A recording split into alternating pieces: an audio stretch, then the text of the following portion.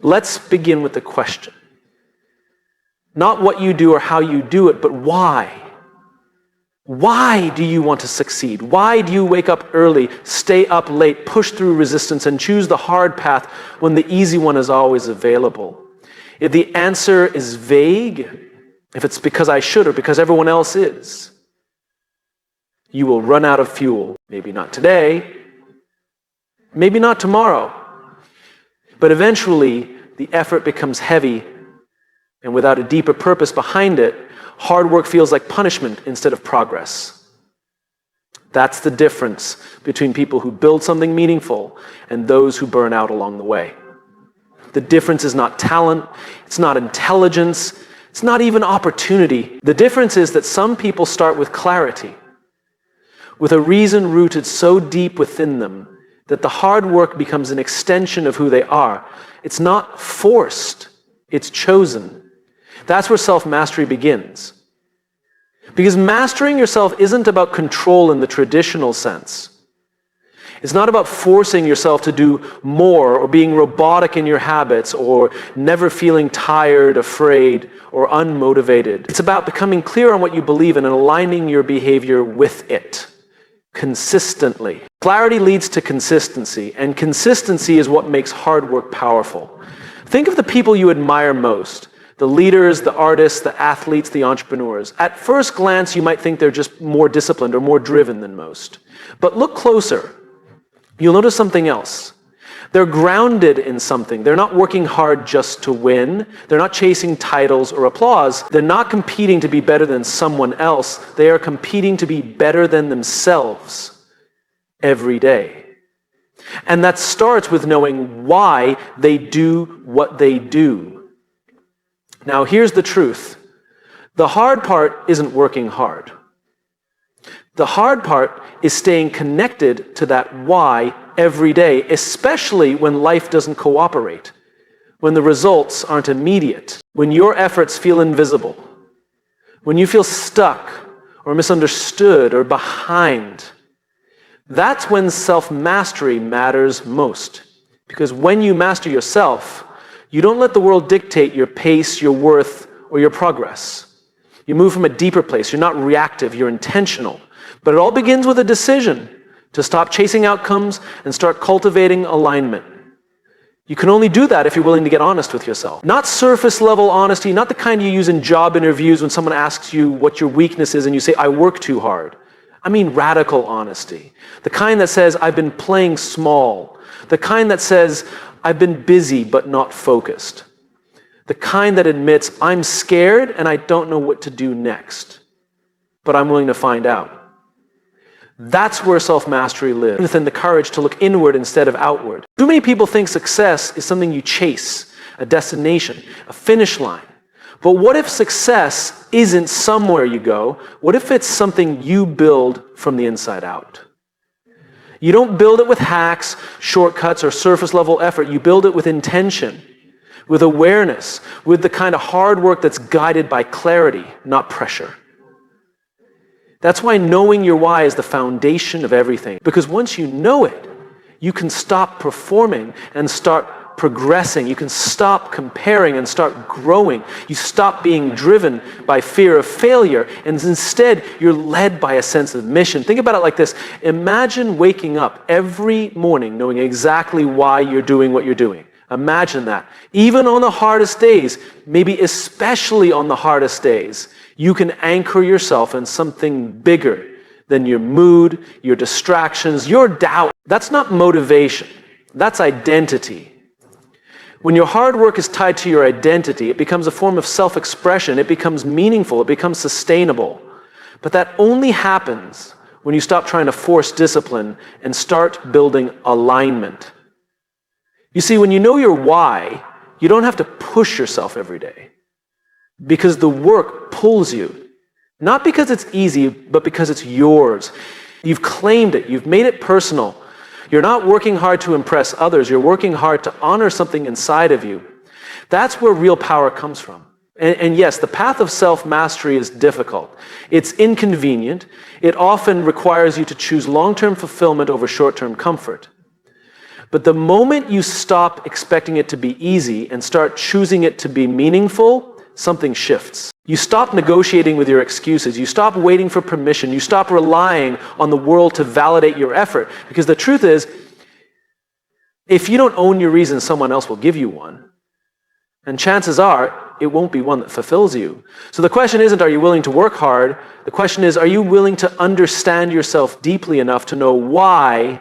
Because when you find that, when you commit to that, when you live by that, you no longer have to chase success. You become the kind of person who attracts it. You master yourself. And in doing so, you master your path to success, not because the world said so, but because you decided who you are, what you stand for, and what you're here to build. And that's where it all begins. And that's where the power of hard work finds its purpose. Let me tell you something you won't hear very often. Motivation is not enough. We love the feeling of motivation. It's bright, it's exciting, it moves us, but only for a moment. It's like caffeine. It gives us a jolt, but it doesn't last. And the mistake too many people make is waiting to feel motivated before they act. They wait for the perfect podcast, the right mood, the right quote, the right song on their playlist, as if those things can carry them through real life, which, as we all know, is not a highlight reel. It's hard, it's messy, and it doesn't always care how motivated you feel. That's where discipline comes in. Discipline is not flashy. It's not exciting. It doesn't give you that immediate rush. But it's reliable. It shows up when motivation doesn't. It sticks around when you're tired, frustrated, or tempted to quit. Discipline is what turns a goal into a reality, not once, but over and over again. We've all had moments where we felt inspired to change, to start something, to commit to something. But how many of those moments actually lasted? Inspiration gives you the spark, but discipline builds the fire. Discipline is showing up when the results are invisible. It's doing the right thing when nobody's watching. It's keeping a promise to yourself when breaking it would be easier and no one would know. No one but you. And that's the catch. You always know. That's why self-mastery is built on discipline. Because when you're only fueled by motivation, your actions depend on your feelings, and feelings are unpredictable. They rise and fall like the tide. If your success depends on how you feel today, you're gambling with your future. Discipline removes that gamble. Discipline says, I'll do it anyway, even when I'm tired, even when I'm scared, even when I don't feel like it. And that doesn't mean becoming a machine. It doesn't mean ignoring your emotions or pretending to be perfect. It means choosing commitment over comfort. It means creating structure that supports your growth, not your excuses. Here's what people misunderstand about discipline. It's not punishment. It's freedom. Discipline gives you the freedom to build the life you want. One decision, one habit, one action at a time. It gives you control, not over the world, but over yourself. And that's where all lasting success begins. Because if you can't trust yourself to follow through, how will anyone else trust you? You don't become a leader, an innovator, a change maker, or a master of your craft just by being excited. You become those things by being consistent, by doing the work when it's boring, when it's repetitive, when no one is clapping. That's the difference between amateurs and professionals, between dreamers and doers. Dreamers wait for motivation, doers build discipline. Discipline doesn't care about the weather, or your mood, or the noise around you. It's not emotional. It's intentional. And that's what makes it so powerful. Because the person with discipline has something that the person with only motivation never will. Momentum. And momentum compounds.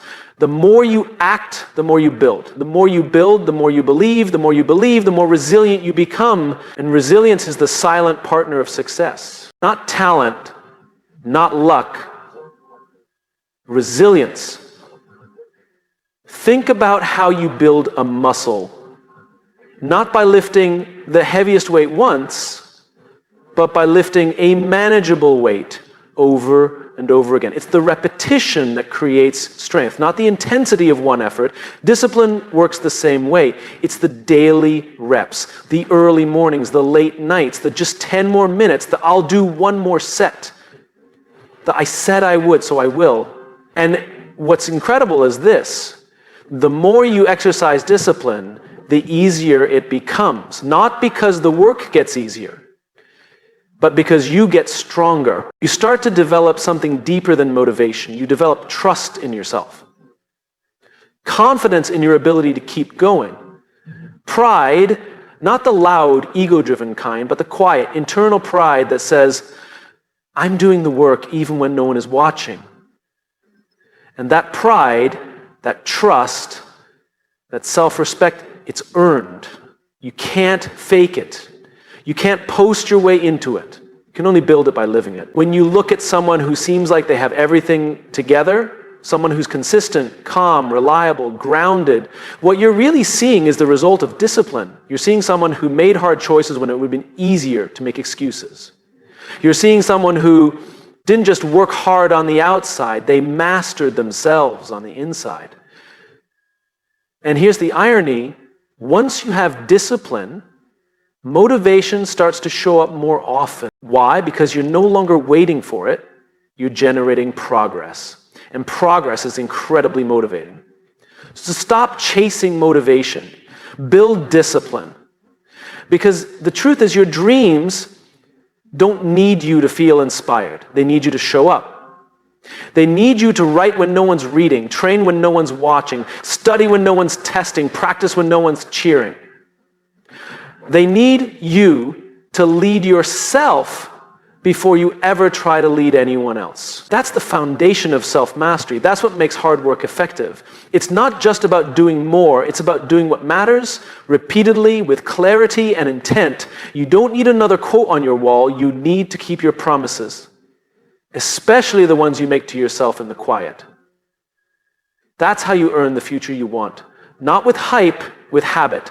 Not with fire, with follow-through. And not because you felt like it, but because you decided. When we think of competition, we usually picture it happening outside of us. We see people chasing promotions, fighting for recognition, launching faster, pushing harder, winning followers, market share, attention. It looks like a race. It feels like a race. And it's easy to believe that winning means beating someone else. But that's not where the real battle is.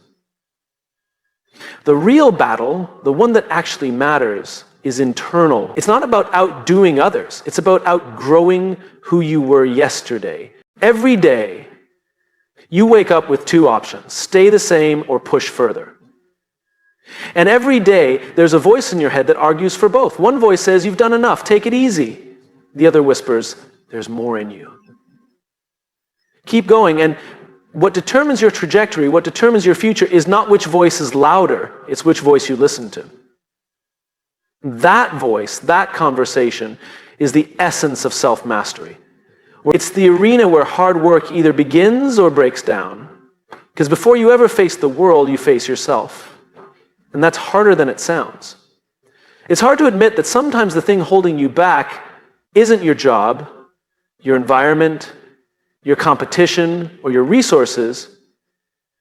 It's your own doubt, your own habits, your own fear. It's the fear of being seen, trying, and not succeeding. It's the fear of discomfort, of not being good enough, of not being ready. And so instead of pushing forward, we negotiate, we shrink, we procrastinate, we tell ourselves we'll start tomorrow, or that we need more information, or that this isn't the right time. But here's the truth, there is no perfect time, there is only now. And if you can't win the battle in your own head, it won't matter what tools or talent you have. You won't use them. The strongest people you'll ever meet, the ones who seem fearless, calm, focused, they're not void of inner conflict, and they've simply learned how to manage it. They've trained their minds the same way athletes train their bodies, with repetition, discipline, and intent. They don't wake up confident, they wake up committed. They still hear the voice that says, quit! They just choose not to obey it. That's the heart of the internal battle. Not the absence of fear, but the refusal to be led by it. And this battle shows up everywhere. It shows up when your alarm goes off at 5 a.m. and you want to stay in bed. It shows up when you hit a plateau and nothing seems to be working. It shows up when someone else is getting ahead faster and comparison starts whispering that you're behind. It shows up in the small choices, the ones no one sees, the ones that seem insignificant, but they're not insignificant, they're practice. Every time you choose to keep a promise to yourself, even when it's uncomfortable, you win a piece of the internal battle. Every time you push through resistance, you build trust in yourself, and that trust becomes your foundation. Without it, you're shaky. You second guess, you lose momentum. But with it, you move differently. You think clearly. You make decisions rooted in strength, not fear. And here's something most people miss. Self-mastery doesn't mean you have complete control over your thoughts and emotions. It means you don't let them dictate your actions. It means you acknowledge the fear, but you lead anyway. You feel the discomfort, but you move anyway. You experience doubt, but you still choose to believe. That's leadership. Not just of teams or organizations or movements, but of yourself. And leading yourself is the first and most important leadership you'll ever practice. You can't lead others if you can't lead your own mind. You can't demand trust from others if you don't trust yourself. You can't inspire discipline in others if you haven't earned it within. That's why the internal battle is not just a personal issue, it's a leadership issue, a legacy issue, because the way you show up for yourself shapes the way you show up for everything and everyone else. Think of the greatest achievements in your life, the ones you're proud of. I promise you, those moments weren't the easiest. They weren't handed to you. They were born in struggle. They were born in days you didn't feel like showing up, but you did. They were born in late nights, early mornings, long stretches of invisible effort. That's what makes them meaningful. Ease never creates pride, growth does. And growth only happens on the edge of your comfort zone, the very place your internal resistance tries to pull you away from. So you must decide who is in charge, the voice that protects your comfort or the one that calls you to rise. Every time you choose the latter, every time you act in alignment with your higher self, your future self, you tilt the internal battle in your favor. Not perfectly, not permanently, but powerfully. And over time, those small victories add up. They shape your mindset. They shape your habits. They shape your identity. You go from someone who tries to someone who is. From someone who hopes to someone who executes. From someone who fears failure to someone who learns from it. That transformation, that's self-mastery. And it's available to anyone. Not just the loud, the bold, the naturally driven, but to anyone who is willing to look inward and do the work, the real work, the quiet work, the internal work. Because in the end, success isn't just about what you build, it's about who you become while building it. And who you become is forged in that unseen, unglamorous battle, the one no one claps for, but everyone eventually notices. And the one between you and you. There's something quiet about greatness. It doesn't arrive with fireworks. It doesn't shout or announce itself. It's not always glamorous or loud. It's usually built in the background when no one's watching, no one's clapping, and no one is there to validate you. It's built through one thing: consistency.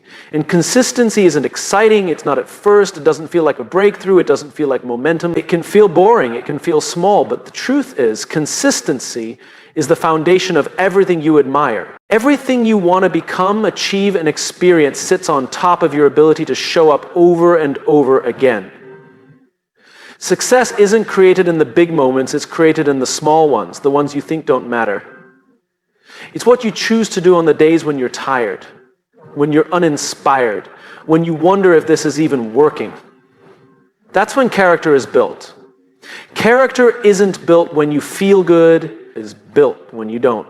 And you still show up anyway. Not perfectly, but faithfully. Most people want results. Fewer people want routines. And even fewer are willing to stick to those routines when results are delayed.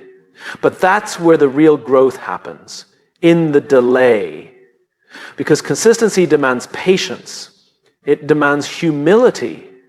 It demands that you put in work without immediate payoff. It's the ultimate test of belief in yourself, belief in your path, belief that every effort, no matter how small, is shaping something larger. It's easy to get excited on day 1, but success belongs to those who can stay steady on day 10, day 50, day 500.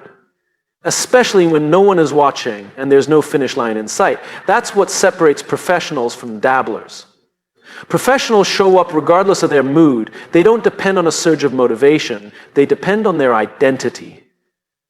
They do the work because it's who they are. And that identity, it's not given, it's earned. It's earned through 1,000 small choices that no one else sees. It's earned through consistency. But here's the mistake most people make. They think consistency is about doing the same thing every day. It's not. It's about showing up with the same intention every day. The intention to grow, to honor your values, to do what matters even when you don't feel like it. You'll have days when the work is excellent, days when it's mediocre, days when it's bad. That doesn't matter as much as whether you showed up. Because showing up trains your mind to follow through. It rewires the way you see yourself. You stop being someone who just wants growth and start becoming someone who creates it. Consistency teaches you that discipline isn't about restriction. It's about alignment. It's about choosing to act in a way that reflects the person you're becoming, not just the mood you're in today. And there's something deeply powerful about that. Because when you practice consistency, you stop chasing intensity. You stop needing big moments to feel progress. You realize that true power is found in rhythm, not rush. In steady, deliberate effort, not short bursts of energy. And over time, those steady efforts compound, not just into results, but into resilience. You become more focused, more grounded, more reliable, not just to others, but to yourself. And that self-reliability, that sense of I can count on me, is the foundation of confidence. Not arrogance, not bravado, but the quiet confidence that comes from doing what you said you'd do day after day, even when it was hard. That's why consistency builds character, because it teaches you how to lead yourself. Anyone can work hard once. Anyone can make a promise on a good day. But character is built in your ability to repeat that effort, to recommit to that promise, to keep showing up not because it's easy, but because it's right. There's a myth that consistency is for robots, that it kills creativity, that it's rigid. But in reality, consistency creates freedom. It gives your life structure. It removes decision fatigue. It clears mental space. And inside that space, you find creativity, vision, growth, clarity. You stop wondering what to do. You already know. You just have to do it. And it's not about being perfect. It's about not giving up when you're not. You'll miss days. You'll get distracted. You'll feel off. That's normal. What matters is that you come back. You get back into rhythm. You don't let a bad day become a bad week. You don't let one slip turn into surrender. That's what consistency teaches you. Not how to be flawless, but how to be faithful. And the most powerful people in the world are not the ones who never fail. They're the ones who know how to return, to reset, to realign. That's character. That's maturity. That's self-mastery. When you live with consistency, people around you begin to trust you. But more importantly, you begin to trust you. And that trust becomes your compass. It becomes your fuel. It becomes your edge. Because in a world that's constantly chasing the next big thing, the next trend, the next hack, the next shortcut, the person who stays steady stands out. They rise. Not because they sprinted ahead, but because they kept walking when others stopped. That's the long game. That's the game of self-mastery. And that's the game that always wins. You don't need to be extreme. You need to be consistent. One workout won't change your body. One conversation won't fix a relationship. One act of courage won't build confidence. But if you keep showing up day by day, moment by moment, your entire life will begin to shift. Not all at once, but deeply, permanently. And when that happens, you'll realize something powerful. You didn't just master a skill. You didn't just build a habit. You didn't just earn success. You became someone different, someone stronger, someone wiser, someone more grounded. Because consistency didn't just change what you do. It changed who you are. Most people define success by what they can show, the title on the door, the size of the paycheck, the number of followers, likes, views. We've built a world that rewards the visible, the measurable, the quantifiable. But that's not where success really starts. That's just where it becomes visible to others. The real success, the kind that lasts, the kind that sustains you, doesn't start outside of you. It starts within. It starts when you begin to master the person in the mirror, when you stop blaming the world and start taking ownership, when you stop asking for permission and start acting with purpose. That's the shift. That's the beginning. Because nothing you build externally will ever be stronger than the foundation you've laid internally. You can't create lasting success with a scattered mind. You can't lead others if you haven't led yourself. You can't grow a business, a mission, a life of meaning if you haven't first developed the mental and emotional structure to hold it. And that inner structure doesn't come from a book or a podcast or a seminar. It comes from doing the work, the hard, quiet, daily work of building yourself. Not polishing your image, building your character. Not chasing the next strategy, clarifying your values. Not proving yourself to others. Learning to believe in yourself. Because that's what success really is. Not applause, but alignment. Not recognition, but resilience. Not fame, but fulfillment. And fulfillment is an inside job. We've all seen people who look successful on the surface but are miserable behind the scenes. People who got everything they wanted and still feel empty. People who chased someone else's dream, achieved it, and then realized they lost themselves in the process. Why does that happen? Because they built out before they built within. They prioritized performance over principle. Image over integrity, results over roots. And when you do that, success becomes fragile. It depends on everything outside of you, the market, the trends, the opinions of strangers. But when you build within first, success becomes grounded. Not because you're immune to failure, but because you're not defined by it. You know who you are. You know why you do what you do. You've faced your fears, not ignored them. You've confronted your weaknesses, not hidden them. And most importantly, you've developed the strength to keep showing up, not because of what you get, but because of who you are becoming. That kind of strength is rare. But it's possible, and it doesn't require perfection. It requires honesty. It requires intention. It requires the courage to go inward before you try to go upward. Because here's the truth. We all have something we're running from. Insecurity, shame, doubt, fear of not being enough, fear of being seen too clearly. But the longer you run from those things, the more they control you. They shape your decisions. They limit your growth. They hold your success hostage. Mastering yourself means turning around and facing what you've been avoiding. It means acknowledging the parts of you that are still unfinished. It means realizing that the battle is not with the world, it's with your own beliefs, your own patterns, your own limits. And that's not weakness, that's wisdom. Because once you master what's happening inside, you become unshakable outside. You don't react to everything. You don't spiral every time things go wrong. You don't measure your value based on temporary outcomes. And instead, you operate from principle, from presence, from peace. You can still want growth. You can still pursue excellence. You can still have goals. But now, you're not chasing them to fill a hole. You're building them from wholeness. That shift changes everything. Because when you begin with yourself, your work becomes more meaningful, your relationships become more authentic, your leadership becomes more trustworthy, and your life becomes more aligned. That's why hard work matters. Not just because it gets results, but because of what it builds in you. It develops patience, it develops grit, it reveals your values, it challenges your ego, it exposes your excuses. And if you let it, it will refine you, not just into someone who achieves, but into someone who inspires. Because we don't follow people because they're perfect, we follow people because they're honest. We follow people who have done the work, not just on their resume, but on themselves. People who have gone deep, not just high. People who don't just succeed, they carry success with integrity. That's the kind of person the world needs. That's the kind of leader the world trusts. That's the kind of success that actually matters. And it all begins within, not when you get the job, not when you get the applause, not when you've crossed the finish line. It begins now. in the way you speak to yourself, in the standards you hold when no one's watching, in the choices you make in the dark.